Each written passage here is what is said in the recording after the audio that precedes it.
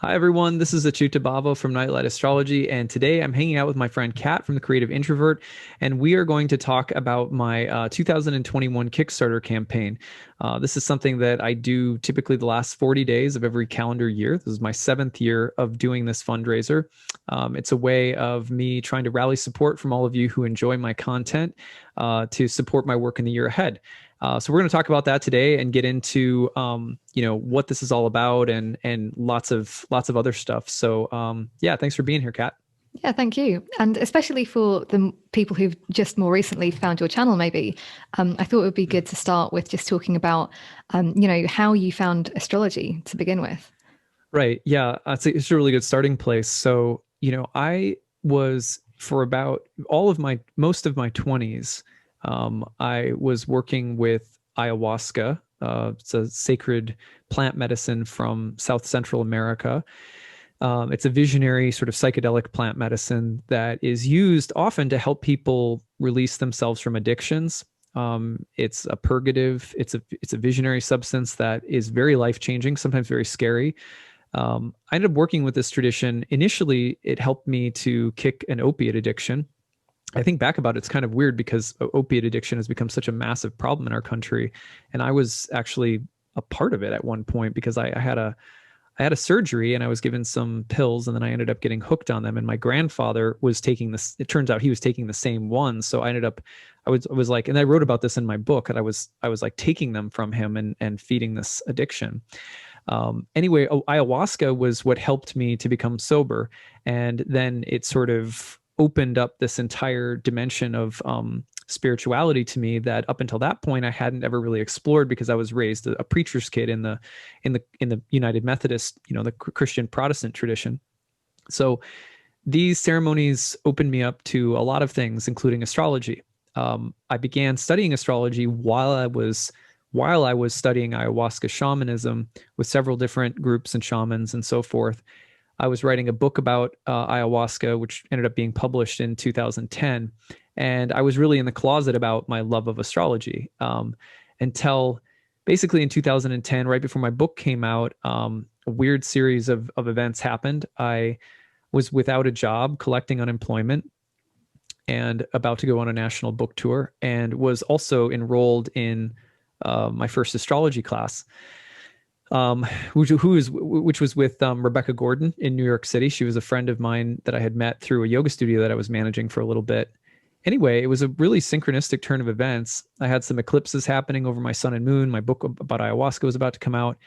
And during an ayahuasca ceremony in particular that I had gone to, I had been feeling very sick. And I went to this ceremony and was essentially trying to use ayahuasca to help me push through some kind of sickness that I was dealing with. And this was right as these eclipses were over my sun and moon in Cancer and Capricorn. And during the ceremony, I had this very clear understanding that astrology was the thing that I loved the most, and that I wanted to give it a shot. So about a month later, the same day that my book came out, I founded the LLC, Nightlight Astrology. Started teaching classes, started doing readings by donation. I saw a lot of clients my first year, somewhere between 500 and 1,000 clients my first year, all entirely by donation, no set prices whatsoever, just so I could gain experience. Was leading meetup groups in Manhattan to just teach people who are very brand new to astrology. And it was myself and some other experienced amateurs, and we kind of led these study sessions, which everyone paid for by donation. And I rented this space out in Chelsea. So it was a really like, and I was collecting unemployment in the beginning of all of this. And then it just like one thing after another started, my client network started growing. Eventually, about a year and a half in, standardized some very basic prices. The meetup group turned into a very basic course on astrology. And those things, then in 2011 and 2012, I started writing daily astrological content online. I had developed my name as a blogger and author through this website that was called Reality Sandwich. It had given me a platform, so took off, and I've been writing 300 plus on average, 300 plus astrological blogs or content per year since then. So that's how it all got started. And in terms of like going back to that, the moment between being interested in astrology and, getting excited about it to actually going pro with it, a lot of people have the objection, I don't know where to start. And yet they sense that this, and it might be from something like that. Maybe it's some kind of like, experience that they have, which is like, okay, I know that this is for me. Did you have, first of all, did you have any like doubt in your mind about that? Oh yeah, yeah, a ton. In fact, I never ever thought that I would do astrology because I thought, first of all, I didn't think it was a serious profession, like a lot of people. I didn't know that it was.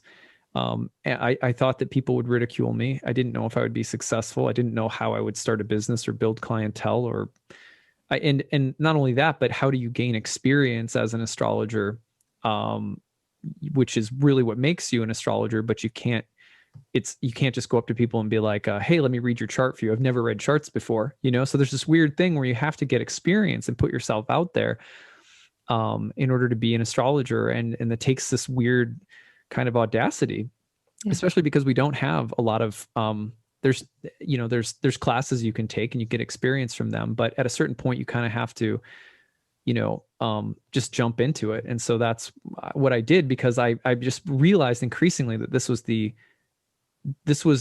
was my joy. This was my calling, as they say, that I loved this more than anything.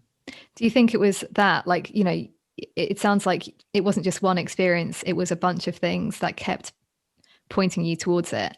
And yeah, over and over. And it kind of culminated in that ceremony where I went to the ceremony with a low grade fever. I was just dealing with this thing that was lingering. And during the ceremony, my fever broke. I literally felt like I was coming out of like an oven, and I was like cool, and I was like, oh.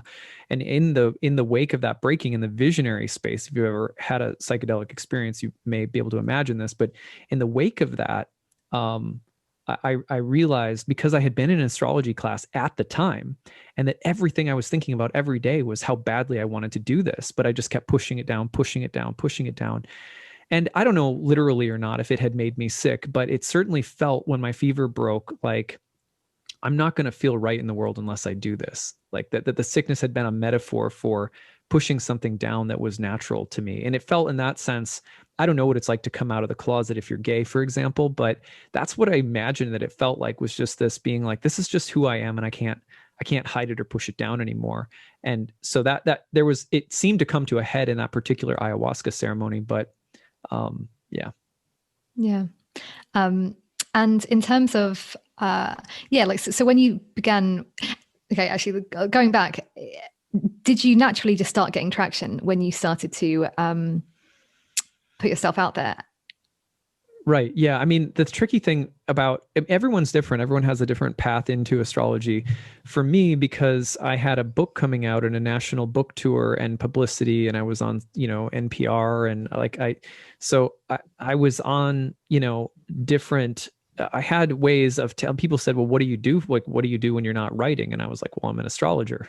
Like, and I just decided this. Like, I just decided to say that this is what I'm doing. And I had a blog. I wrote for realitysandwich.com, which had a lot of viewers, and they were kind enough to let me use my platform on Reality Sandwich to start writing about astrology and to start promoting, some of the events that I was doing in Manhattan, because people who knew who I was, and I had kind of established a little bit of a name for myself in the sort of psychedelic community. There's a lot of crossover there with people who are interested in astrology. So I had something of a built-in audience for myself already because of all of that. But the word of mouth thing was really what made it take off, because I never did any advertising other than writing on Reality Sandwich and a blog that I developed. It was all written up until a couple of years ago when I switched over to YouTube.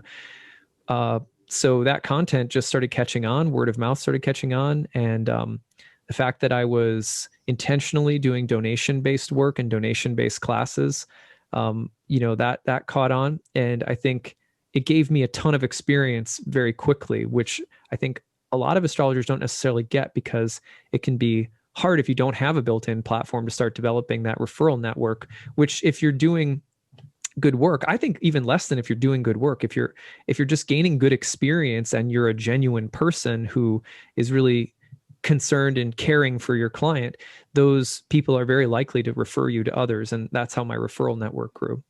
Okay. Yeah, it sounds like, going back to maybe even like your chart, do you think that this is just something that you were destined to do? Yeah, that's fair, because not everyone is, destined to, do, I mean, I'm not destined to be this or that. Someone may not be destined to be an astrologer. I think there's a lot of people for whom astrology is like a daily spiritual form of, it's like a daily nourishment, it's a daily vitamin.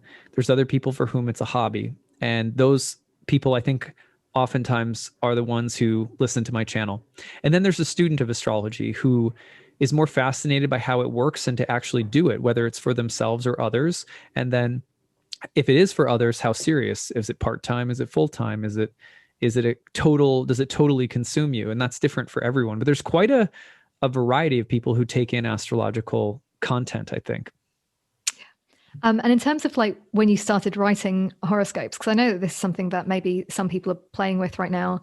I am, and it's hard. And were you using existing experience in writing? Like, how did you initially find that process of, okay, how do I write about the planets right now? I mean, it's quite different from giving a reading. Right. Yeah. I mean, I had the benefit of, I did 2 graduate degrees in creative writing, a master's degree and a master of fine arts degree in creative writing, and specifically creative nonfiction writing, which lends itself really nicely to spiritual essays or to, the kind of writing that astrology is. So that helped me for sure. And I'd been writing, a daily writer since I was like 16. So writing has always just been the foundation of my life and practice, kind of as a spiritual person, I guess. So that part of it wasn't, the writing itself wasn't hard for me. It was the style or the format of, and what I found, the number one influence that I had was, I had read the book Cosmos and Psyche by Richard Tarnas, and the way that he combined words and descriptions to blend planets together. And that's what I was really attracted to. So when I started off, my emphasis is very little on, say, monthly horoscopes, weekly or daily horoscopes, where you're reading for all 12 signs. I've only incorporated that in the past couple of years, basically to expand my audience and try to be inclusive to people who might like things like that, because I think that it can be like a gateway to deeper content. So I keep that there, so it kind of meets people where they're at. But I think the best astrology, personally, that I've always liked to write, and the kind of content that I like to create, is the one that says, we have a week where we're dealing with Venus square Saturn or something. What is that like? What is that archetypal combination like? What are the lessons we learn around that like?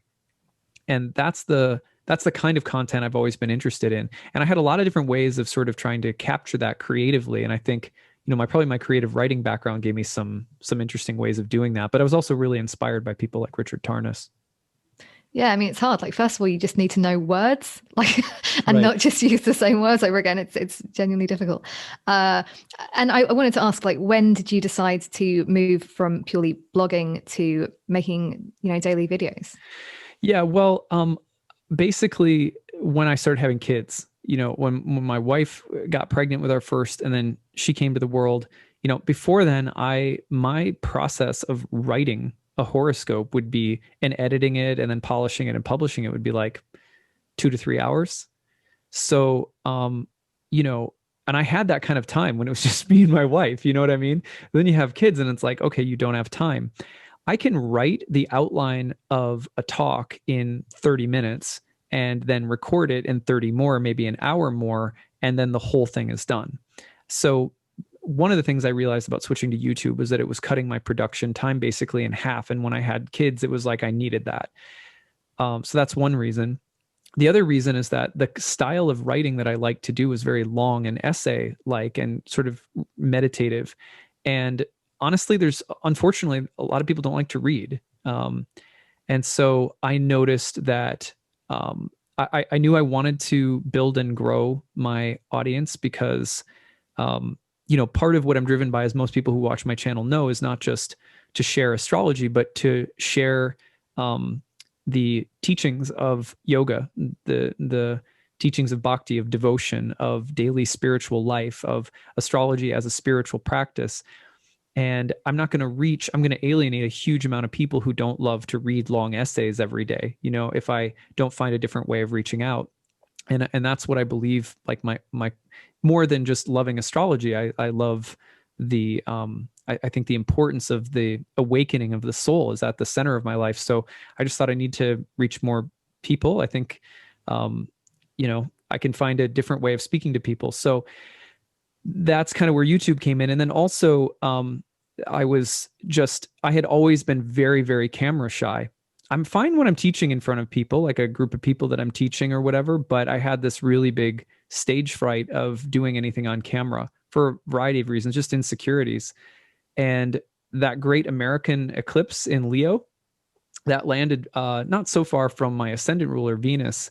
And it kind of started, I just kind of getting urged by people around me and this inner prompting to like get over that fear and start making videos.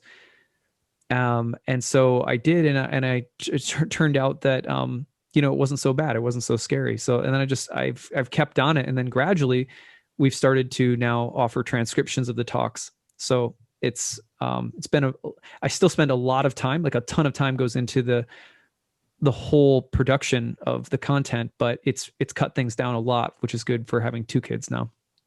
Yeah, it's great. I talk to a lot of people who are, you know, scared about getting on camera, and you know, they just need to wait for an eclipse on natal Venus. Right, Great, right, exactly. Just do it. But what about your day? Like in terms of, obviously now you have kids, so it's probably a lot more focused around family. But in terms of your daily routine and practice, how astrology comes into that? Yeah, I mean, I like to tell people about this, not, you know, not to like brag, but to let people know, like when you support my work, when you donate to my annual Kickstarter and support my work, that I want people to know what's going into it, what their astrologer, that their content creator is doing to actually produce that content. So, it's for me, this is the cornerstone of my daily spiritual practice. I mean, when I receive my spiritual name, I'm taking, you know, these are like the equivalent of essentially monastic vows. So you know, I keep my head pretty close shaved. That's part of my monastic vows. Not that that matters, but so I live a monastic life as a householder, grihasta ashram, which means I'm a monk that's living with a family essentially. And that means my family is an important part of that practice, right? So I have to make time for that. But what goes into this work is, you know, every morning when I get up, the routine is often the same. It varies sometimes in terms of when things happen, depending on what else is going on. You know, there's a lot of moving parts, but usually I get up, I work out and practice yoga, so physically just get my body going. And then after that, I'm going to go through about 90 minutes to 2 hours of mantra meditation, followed usually by, you know, maybe about 30 minutes of reading sacred texts. Usually those texts are coming from the yoga philosophy tradition, the Vedic tradition, like the Bhagavad Gita, the Srimad Bhagavatam, and other texts. But sometimes it'll be the Tao Te Ching or the I Ching, or you know, sometimes favorite passages from, you know, maybe the Psalms or something like that. But it's scriptural, some kind of wisdom text that I spend time with every day. And then after all of that is done, which takes, you know, all of that together takes about 3 hours.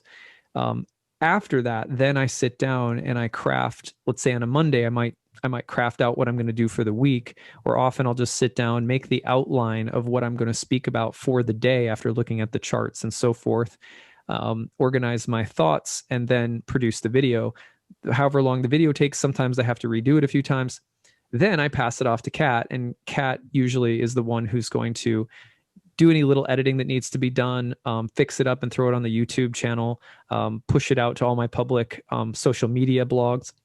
And then usually questions come in or responses come in through all of my different social media platforms or by email, which at this point I can't respond to all of them because there's so many, but so I have some people that help me, but that's still a good portion of my day as well.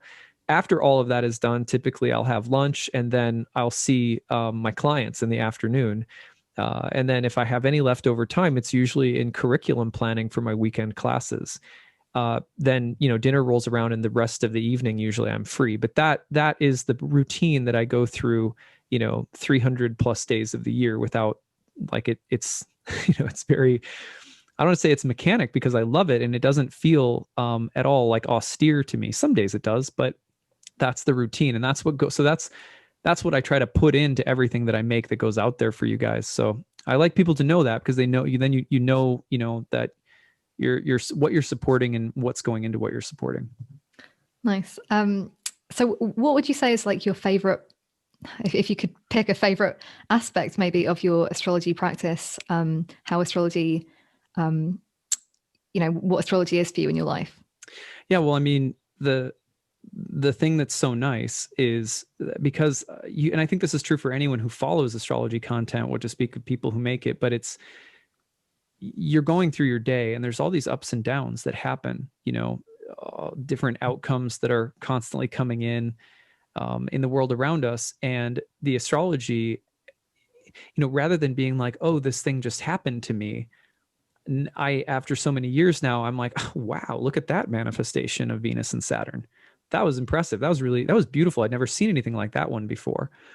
So astrology is this way of helping us see these thoughts in the mind of God or these heavenly patterns playing out in our lives so that we don't have to just experience the personal literal level of how it's affecting me and my ego and whether it's pleasing to me or upsetting me or whatever. There can also be this deep appreciation for the divine intelligence that's behind the unfolding of all things. And that is the extension of mantra meditation. I can't meditate all day. I've got, I can't be in a cave all day. So how do we keep prayer moving? How do we keep prayerfulness a part of our lives? And the simple answer with astrology is that we learn to see that these patterns, the ability to see them in our experiences, makes our experiences meditative, contemplative, connects us back to the divine in all of them.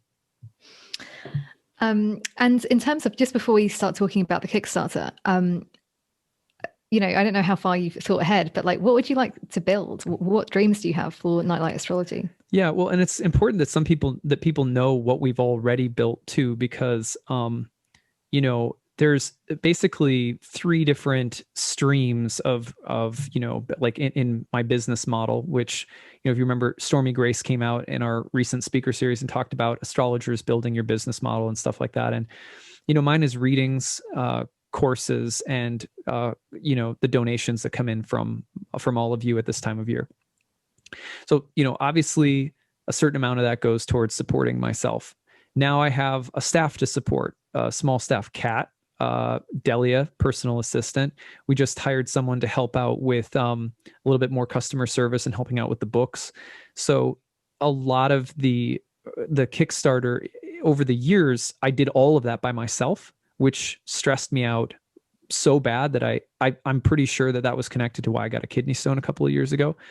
Because I was working basically 10-hour days. And as soon as I had a family, that was I couldn't sustain that because I wasn't having any time with my family.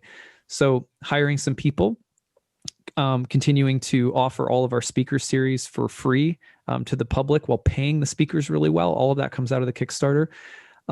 Also being able to offer full ride scholarships. And I think about 50 to 60% of the students in my courses are on need-based tuition, which means that there's a lot of people who really, this is the only program out there that they might be able to afford in terms of getting astrological education.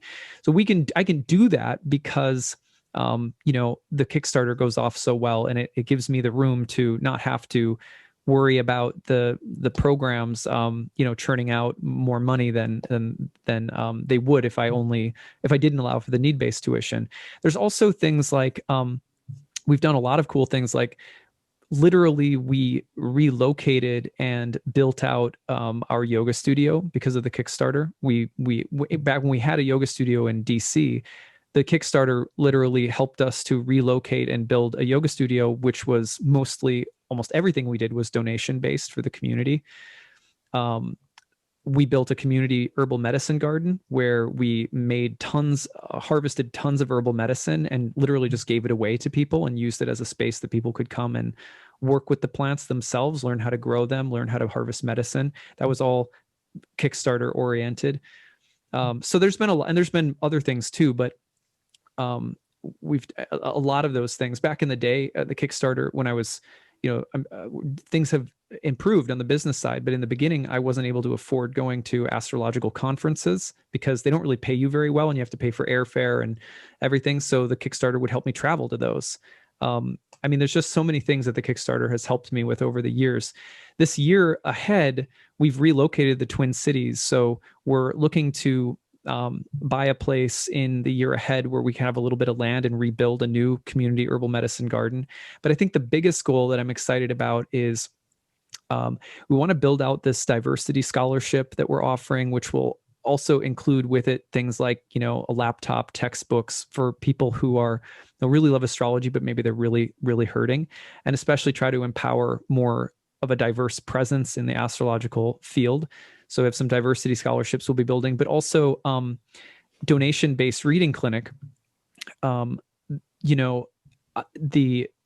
goal is to gradually build a space that does two things at once. One, it offers my students and graduates of my programs the ability to read for other people to get experience, because you have to, and sometimes it's harder to build that. But on the other hand, it would also be at the same donation-based model or something roughly equivalent that I started with when gaining experience, so that people who also couldn't afford an astrological reading could come and receive a reading at a really affordable rate, maybe even a donation scale of some kind, or a sliding scale of some kind. So those two goals, the new community herbal medicine garden and building that out, are dreams that we hope to build towards in the next couple of years. Long term, there's also this dream. It just depends on, how things go, but we also have this dream of buying some property here in Minnesota to potentially develop something like a teaching space. It'd be a place that we could host retreats maybe once or twice a year and bring together elements like herbal medicine, yoga, and astrology, so that we could host events like that, because we miss doing things in person since closing our yoga studio. So another long-term goal is to build something like that. So you're going to build a commune. Wow. That's right. That's right. An astrological, astro-herbal yoga commune. We all have to shave our heads and yeah. So tell us a little bit about what Kickstarter is and what some of these rewards are. Yeah. So the last 40 days of every calendar year, I basically every day in my practice, I start focusing on what I've learned in the past year about astrology, about myself, the lessons learned, the failures, everything, just kind of reflecting on it, and then starting to pray for guidance for 2021. And during those 40 days, I have this Kickstarter. I always just try to get, as much backing as I can from my audience.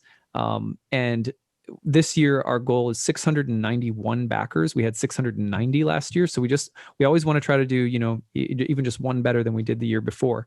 This YouTube channel has grown over 10,000 subscribers in the past year. So there's a lot of people for whom this will be very new. There's a lot of people out there who have been, rolling with me, who have been doing this for 7 years now. So, when you donate, there's a wide variety of things that you can pick up. Like there's a mantra meditation video teaching you how to use mantra meditation or create a mantra meditation practice. There's the proceeds of that one, by the way, all go to support basically a nonprofit that focuses on teaching people mantra meditation and distribution of the Bhagavad Gita to prisons as well. That's what we did with that last year. So some of the Kickstarter money goes actually right to charity right away. But then we have there's different classes and lectures that I offer exclusively through the rewards. For example, I have a workshop series on eclipses and predicting eclipses within your birth chart, the nodes of the moon, a talk on Saturn. There's a talk on the astrology of 2021. There are horoscope readings for 2021, really in-depth long horoscope readings for your rising or sun sign for the year ahead. There's a limited amount of personally recorded readings that I do for people. What's your biggest transit in your birth chart for 2021? They're really brief, mini things but I make them personally for people, record them. There's some horary charts, and then all of my programs are over 50% off just for the duration of the Kickstarter for the year ahead. So my year one programs in 2021 go down even $400 cheaper than the normal early bird rate. And then my year two and horary classes go on sale as well. My wife offers her herbal medicine apprenticeship, which she's also been teaching for about a decade. That goes on sale. So we just kind of do, try to give people something back in return for supporting the content creation in the year ahead.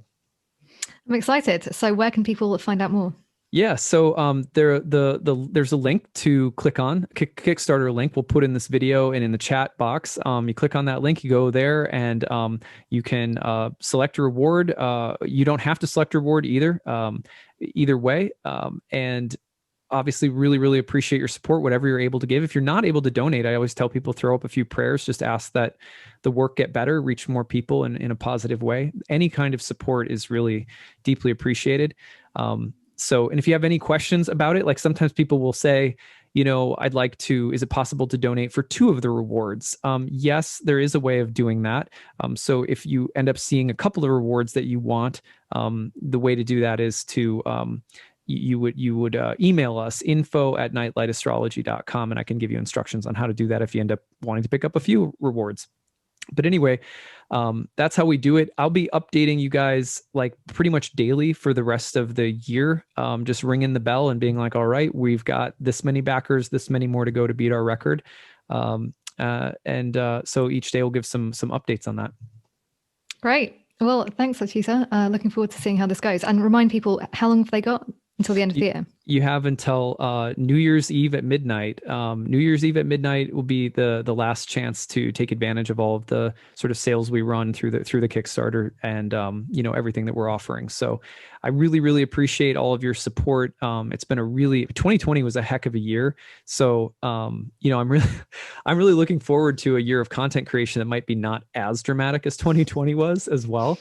But either way, it's been a joy and an honor to share a year worth of, this beautiful spiritual practice with all of you, and to hear your stories and questions. And I'm really fortunate to have just a really fantastic audience. So thank you all. And happy New Year for everyone coming up. All right, that's it for today. Take care, everyone. Bye.